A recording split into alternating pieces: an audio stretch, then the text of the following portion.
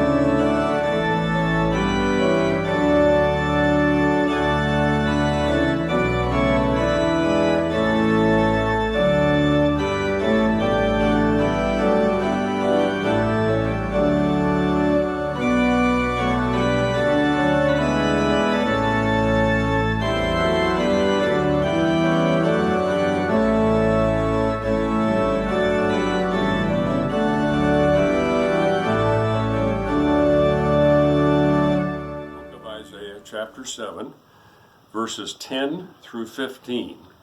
It is when Isaiah foretells of the birth of Emmanuel. Again the Lord spoke to Ahaz, saying, "Ask a sign of the Lord your God. Let it be deep as Sheol, or high as heaven." But Ahaz said, "I will not ask, and I will not put the Lord to test." Then Isaiah said, "Hear then, O house of David, is it too little for you to weary mortals, that you weary my God also? Therefore the Lord himself will give you a sign. Look, the young woman is with child, and shall bear a son, and shall name him Emmanuel. He shall eat curds and honey by the time he knows how to refuse the evil and choose the good."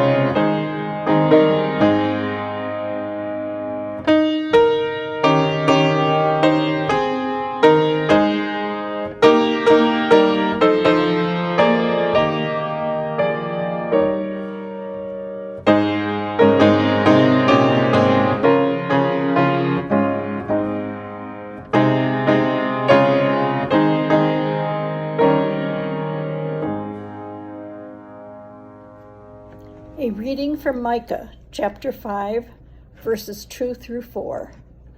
But you, O Bethlehem of Ephrathah, who are one of the little clans of Judah, from you shall come forth for me one who is to rule in Israel, whose origin is from of old, from ancient days. Therefore he shall give them up until the time when she who is in labor has brought forth. Then the rest of his kindred shall return to the people of Israel.